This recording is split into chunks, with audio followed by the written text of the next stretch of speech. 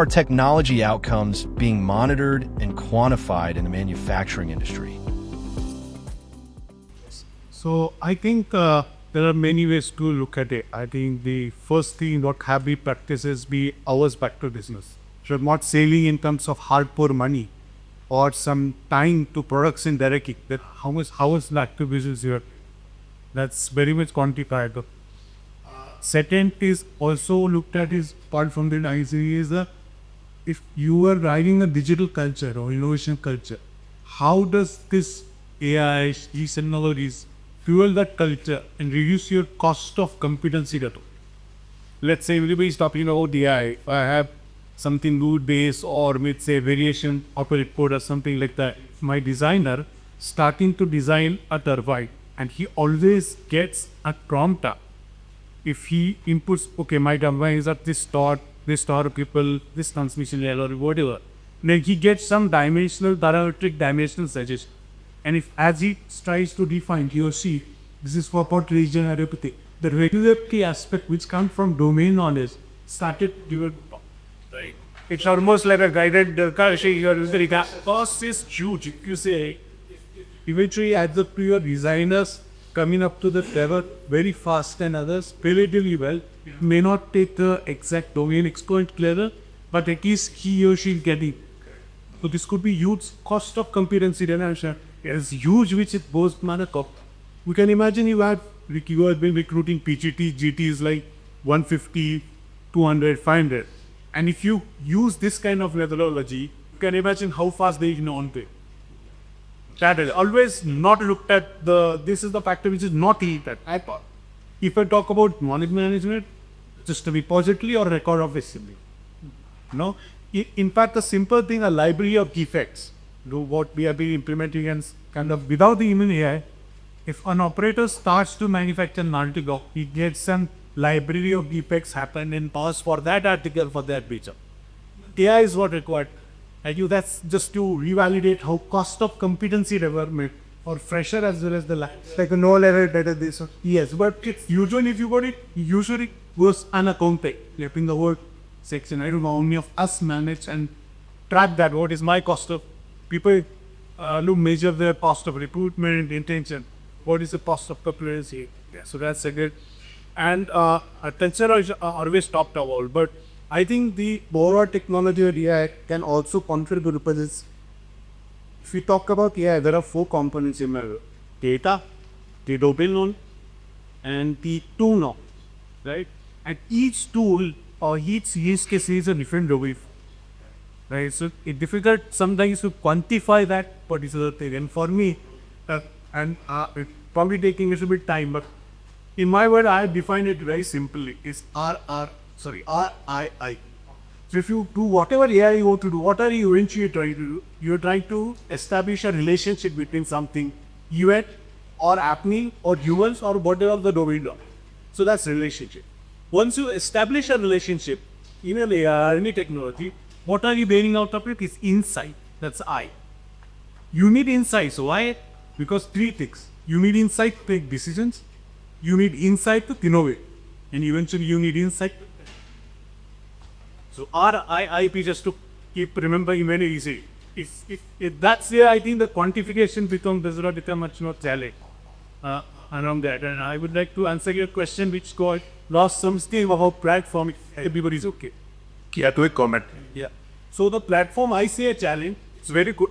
But again, I time it back to my comment. It is a combination of data which is digitally processed reliability all across big organizations, the domain knowledge, and the tool domain knowledge. It reason case is coming whether to use a wordsman mechanism that or auto recorder discovering that, but exactly the AI engineer is not probably capable today to understand the use case and apply that body. Sometimes it's very straightforward, you need image processing related GL. So that's okay. But how about it is mixture of that? So that is why platform is an accelerators to really. Excellent, sir. So, no. And then I'll come to Makaran with the same question. So I think I'm going to post on few examples, see better with John Deere. I think I'll give you a bit of the perspective of what is John Deere. So, 188 years of legacy, Sabrin Napulagia, and we will business of manufacturing in every domains, right? The picture, construction, all of that. But the company has been very adaptive and very true in terms of product technologies. Products as he has manufacturing, parts, distribution centers, inward aftermarket, the years and stuff like that. So when you talk about the ITOD migration platform, like the journey that they have taken, and they see some really great results, and then we focus on some of that. Basically, one of the areas that we tried was smart visual handling, which is basically one of the factors of John Deere based in US. and a challenge of parts be propagated or integrated different capabilities a huge challenge by the way. And its challenge was like you're not able to find part when you need it on the line. And when they got into this technology of smart to handle with this site automatic retrieval system, you have centralized the entire warehouse and you give actually to the light map and place it and fetch to the light when it is here that at what right quantity start. They were all spent $1 million to say it is a sweet city, and you're thinking about scaling that up to all the opportunities currently have at least across the globe. It's estimated to be $80 million. The enormous gets come up. That's huge. That's 25. No, that's good. Huge. So are there the technologies out there which is as biggest potential is material handling. Material handling is more challenging areas. you'll optimize it, plan it in the result in detail. One other example I'll give you is the integrated change management process that we built, right? ABS, it would require execution. It actually immediately a workflow of responding changes. Because with the parts change, you need to a big entire downstream. This becomes an integrated process. You can do everything quickly in terms of the traders that got parts change. Digital twin is another area I think some of you talked about. How do you cooperate at shop floor quality issues to be stupid and you be able to represent that, and the license issue or check out that that's actually pretty well for efficiency in production shops. So the examples are there, but if you have time I can go on.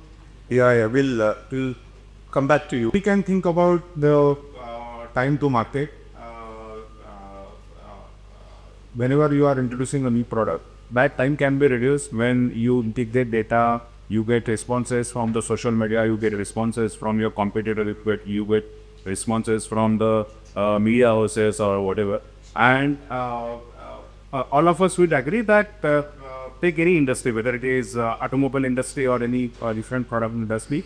If let's say automobile industry used to take let's say 7 to 8 years for developing the new program, new platform, new vehicle, right?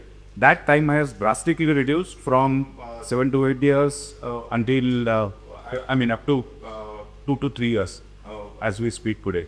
So there is a lot of potential that we can use these kind of technologies. And I'll take only one example about manufacturing, because I have seen that in Tata Motors, while there was no AI, there was no OT, IT integration, automation, etc. But there were a huge lot of stations on the chassis line for different type of vehicles. Let's say if at one particular station, if let's say I'm putting the door to assembly, right? And if something goes wrong, probably next station is going to get affected. So in today's world, probably these kind of incidences can be tracked easily by visual inspection, computer vision, etc., or any other sensors there, and probably that breakdown can be stopped. So there are a lot of use cases, even in quality control, even in customer success sector.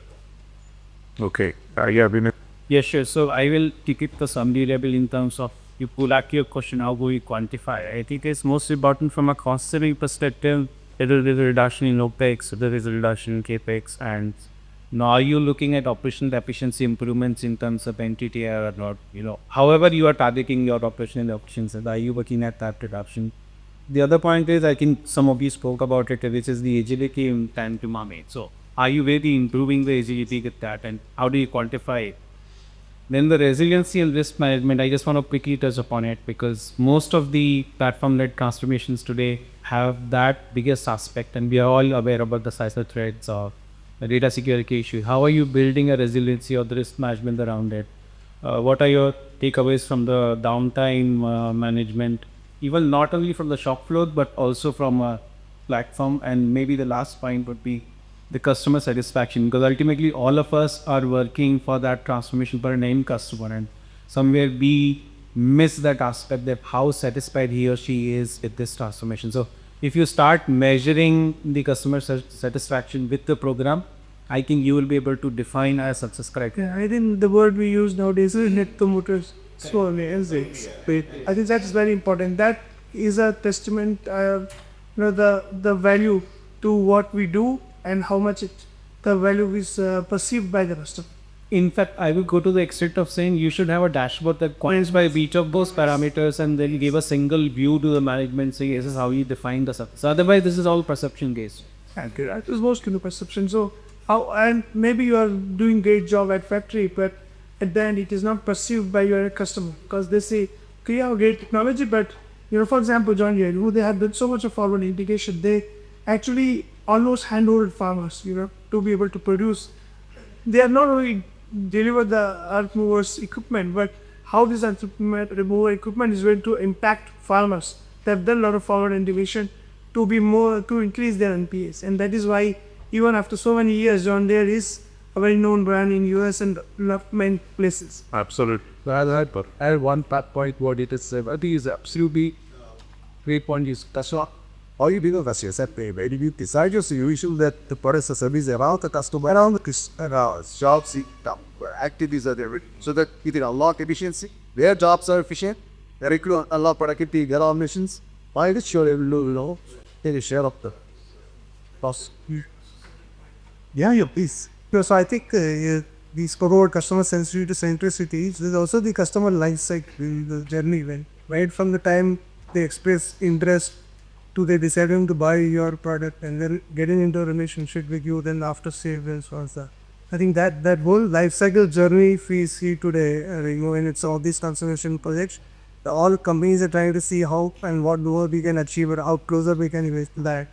And in that, like we said, net promoter score is both the ways to track for your way, after sales, cross sell, upsell.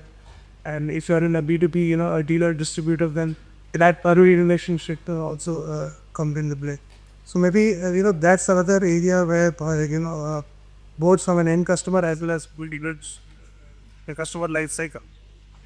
Around the ROI that we put is deceptive.